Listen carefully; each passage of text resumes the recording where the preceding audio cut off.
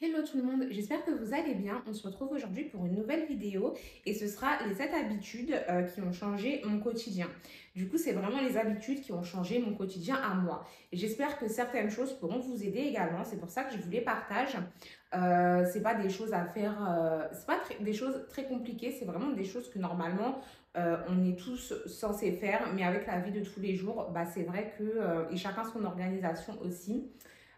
Des fois, on n'a pas forcément le temps, des fois, on a la flemme également, des fois, juste, on n'y arrive pas parce que bah, c'est pas dans notre tempérament.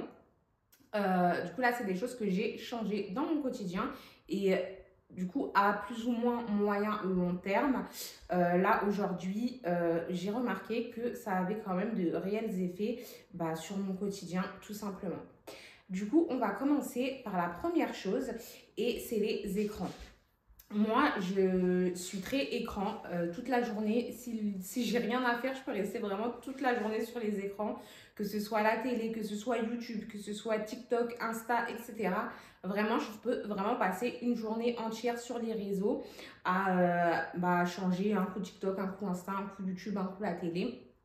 Quand j'ai rien à faire, bon, généralement, j'ai pas rien à faire, hein, mais si c'est le cas, vraiment, c'est quelque chose qui ne me dérange pas. Je ne m'ennuie absolument pas avec les écrans. Je sais qu'il y a certaines personnes, pas du tout. Moi, si je faisais, et je peux dire que même je fais quand même encore partie de ces personnes qui, dès qu'ils ont 5 minutes, bah, sautent sur leur téléphone, etc.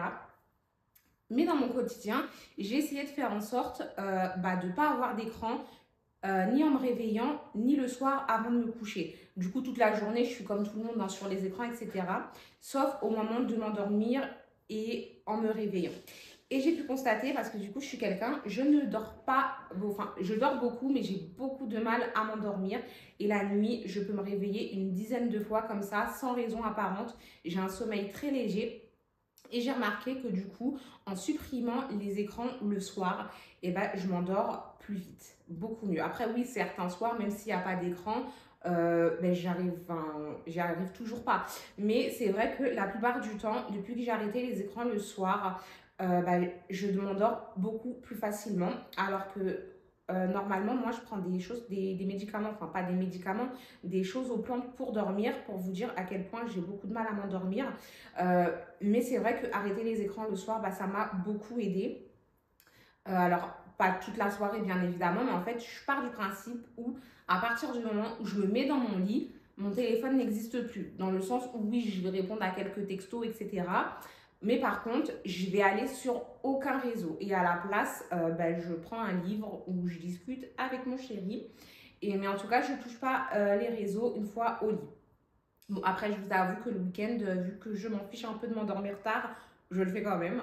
Et le matin, en me réveillant, bah, j'ai enlevé cette habitude de j'éteins le réveil, direct je vais sur les réseaux, le temps d'émerger, non. Parce que je me suis rendu compte qu'en fait, émerger avec un écran qui nous bombarde une masse d'informations en très peu de temps, bah, ça changeait.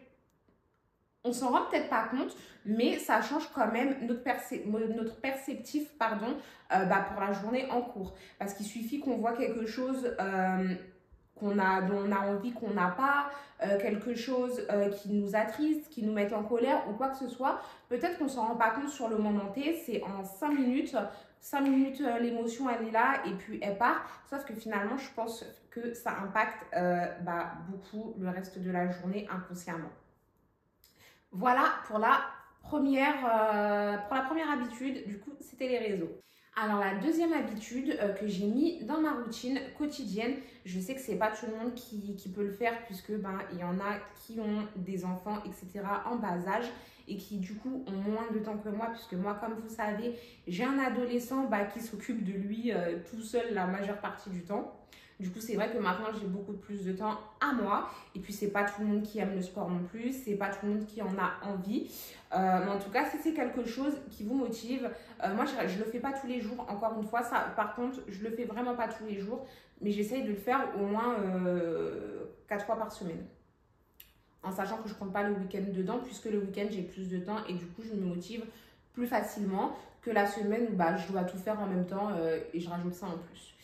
Du coup, 3 4 fois par semaine, du lundi au vendredi.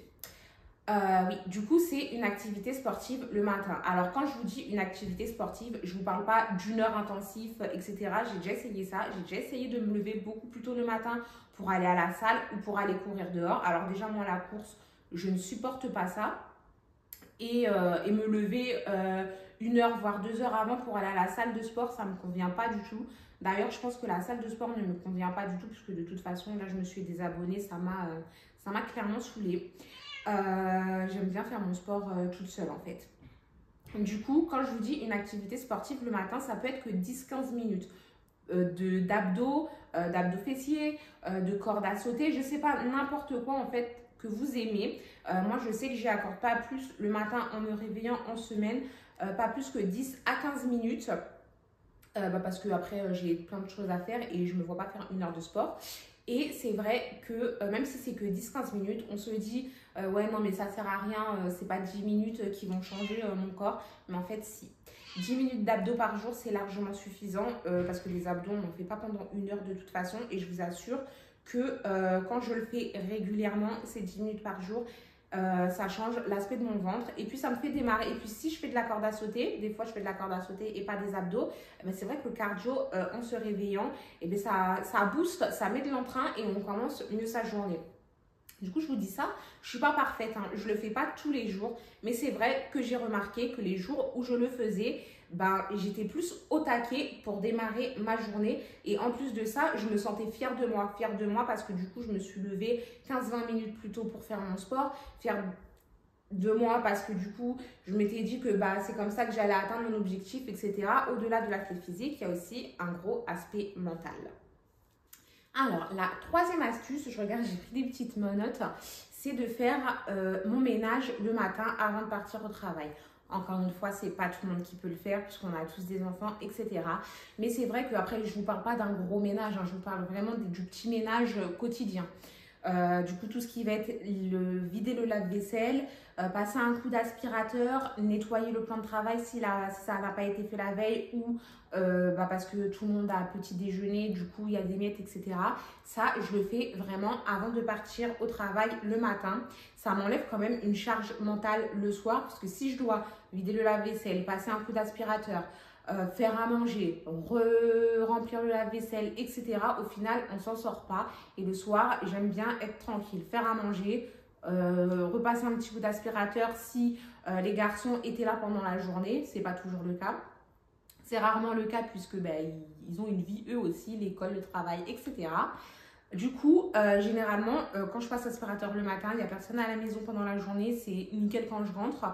Du coup, toutes ces petites choses-là que je fais, qu'on fait aussi le soir, moi, je préfère les faire le matin. Comme ça, je fais juste à manger le soir et puis j'ai le reste de ma soirée à moi et je peux vaquer à mes occupations. On passe à la quatrième habitude que j'ai instaurée dans mon quotidien, c'est de faire les courses une fois par semaine avec un menu que j'ai déjà établi du coup pour toute la semaine. Avant, comment je procédais, c'était vraiment n'importe quoi. Ça fait longtemps que je fais ça maintenant, mais je me rappelle avant. Quand j'étais plus jeune, je faisais une fois les courses pour tout le mois. Ça veut dire que soit j'allais au magasin, soit je me faisais livrer les courses pour le mois et je mettais au congèle, etc. Et en fait, je me suis rendu compte au bout d'un moment que c'était n'importe quoi parce que tout ce qu'il y avait dans mon congèle, j'en avais pas forcément envie au moment T. Et en plus de ça, il manquait tout le temps des choses puisque c'est impossible de faire des courses en une seule fois pour un mois. Je me demande ce qui m'est passé par la tête pour avoir ce genre d'organisation, c'était ridicule. Et du coup, je suis passée une fois des courses par semaine, même si bien évidemment, on oublie toujours quelques petits trucs et on est obligé d'aller dans un magasin de proximité pour prendre ce qui nous manque. Là, je fais mes courses tous les samedis ou tous les dimanches, ça dépend. Ou alors, je me fais livrer aussi souvent quand j'ai la flemme d'aller dans les magasins. Pendant la semaine, je réfléchis à des menus, à des choses que j'ai envie de manger pour la semaine d'après. Je fais mon petit menu, je fais ma petite liste de courses Et puis ensuite, bah, je vais faire les courses ou je commande. Et comme ça, bah, déjà d'une, on ne se retrouve pas au magasin à se dire « Oh là là, qu'est-ce que je vais manger ?» Parce que c'est relou ça. Moi, j'aime bien faire les courses à partir du moment où je sais ce que je vais acheter. Si j'arrive au magasin, je ne sais pas ce que je vais manger, je suis vite saoulée, je prends une pizza congelée et on n'en parle plus. Du coup, bah là, je fais avec mon chéri, du coup, on se fait un petit menu parce que lui aussi, il aime bien cuisiner. On décide ce qu'on va manger pendant la semaine, on fait notre petite liste et puis on va faire les courses. Et en plus de ça, ça évite, surtout quand je commande en ligne, ça évite les achats inutiles. Parce que vous savez, dans les magasins, vous passez d'un rayon à un autre. Même si vous n'en avez pas besoin, vous passez devant des choses qui vous donnent envie, qui vous font saliver et vous les prenez et ça augmente vite le budget. Du coup, là, non, on fait notre liste. Et quand on craque aussi quand on va au magasin, mais en tout cas, quand on commande, généralement, on s'en tient au budget et on ne prend pas des choses futiles comme des chips, des bonbons, etc. Voilà pour la 4e habitude. Du coup, on va passer à la 5e. Alors, ma 5e habitude, c'est d'avoir arrêté de manger sucré le matin. Alors moi, je ne mange pas tous les matins, je mange quand même assez souvent le matin parce que sinon j'ai des fringales au travail et quand on a des fringales au travail, bien évidemment, ce n'est jamais sain. Du coup, quand je mange à la maison, je fais en sorte de manger quelque chose de salé. Et j'ai remarqué que effectivement, quand je mange salé le matin, et ben j'ai pas de fringales tout au long de la matinée et même au goûter. J'ai pas d'envie de sucre. J'attends juste le midi pour manger. Alors que quand je mange sucré le matin, souvent vers 11h, je vais avoir envie de manger quelque chose. Et je vais pas du tout avoir envie de manger une pomme. Pas du tout. Je vais me tourner sur des brownies, des cookies, même des bonbons. J'aurais juste envie de manger sucré. Et du coup, ça c'est dû au fait que le sucre appelle le sucre et quand on en ingère directement en se réveillant, et forcément notre cerveau toute la journée, ce qui va réclamer, parce qu'il ne faut pas oublier que le sucre est une drogue, ce qui va réclamer, c'est du sucré tout au long de la journée. Alors que du coup, quand je mange salé, ni le matin ni l'après-midi, j'ai envie de manger quelque chose de grignoter, parce que je suis une grosse grignoteuse de base. Quand j'avais entendu cette hypothèse, je me suis dit, ouais, ok, tu manges le matin, salé, du coup, tu n'auras pas envie de grignoter l'après-midi, n'importe quoi. Et au final, je l'ai fait et je me suis vraiment rendu compte que même à 16h, j'ai pas envie de grignoter. Juste parce que mon cerveau n'a pas emmagasiné dès mon réveil le sucre. Voilà pour la 5e habitude. Comme je vous l'ai dit, c'est mes habitudes à moi et je ne vous dis pas de le faire absolument.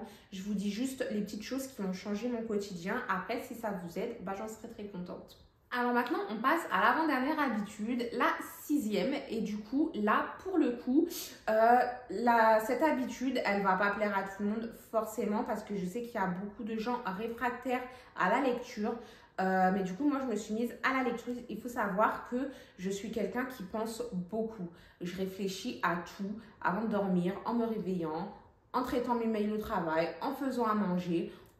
Je pense constamment, je ressasse ma vie constamment. Ça veut dire que je suis dans mon lit le soir pour je ne sais quelle raison. Je vais penser à quelque chose qui s'est passé en primaire.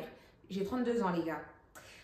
Et j'arrive encore à penser à des choses qui se sont passées en primaire, au collège, au lycée, dans ma vie personnelle, dans ma vie familiale, en me disant j'aurais pu faire ça, j'aurais pu faire ci, j'aurais pu répondre ça, alors qu'on s'en fout, c'est passé. Mais non, moi, il faut tout le temps, dans ma tête, que je me refasse les scénarios de ma vie, comment ça aurait pu être, qu'est-ce que j'aurais pu dire, etc. Et en plus, je ressens tellement les émotions que je peux pleurer pour un truc qui s'est passé il y a 20 ans au collège. Alors qu'aujourd'hui, ça n'a plus aucune importance. Mais bon, bref, tout ça pour vous dire que je suis quelqu'un qui pense beaucoup. Et c'est vrai que la lecture, ça m'a aidé à canaliser toutes ces pensées. Parce que du coup, quand je lis, je fais que lire. Je ne peux pas lire et penser en même temps. Sinon, je ne comprends absolument pas ce qu'il y a dans mon livre. Du coup, c'est vrai que ça m'a beaucoup aidé à me canaliser.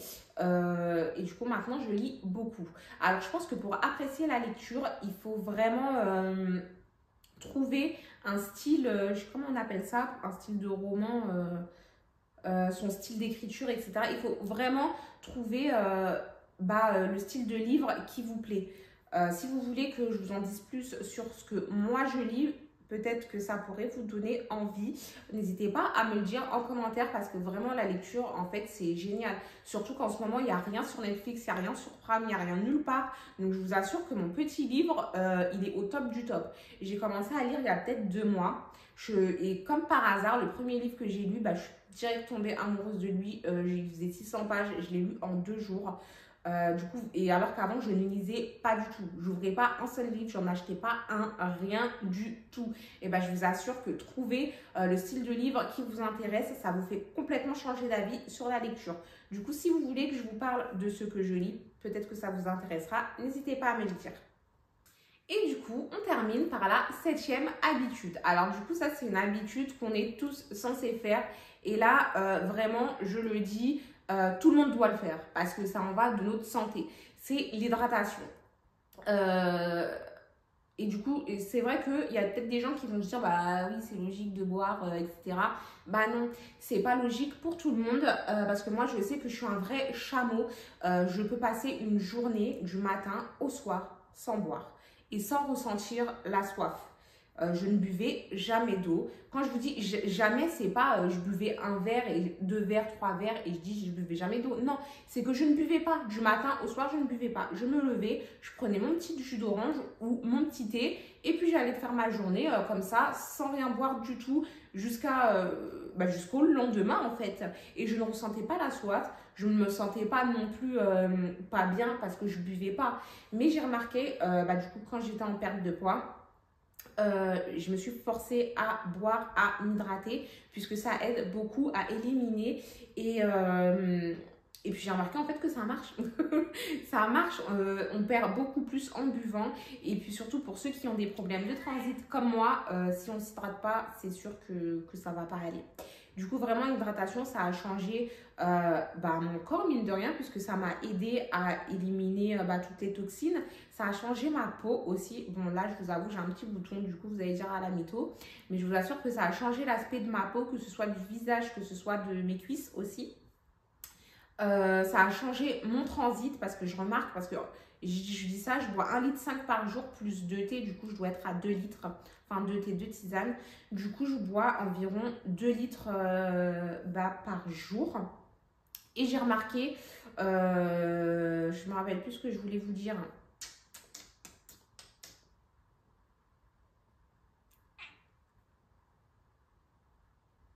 Oui, excusez-moi, du coup, je bois 2 litres par jour, que ce soit en tisane ou en eau, pas de boisson sucrée, parce que c'est pas ma came, tout simplement.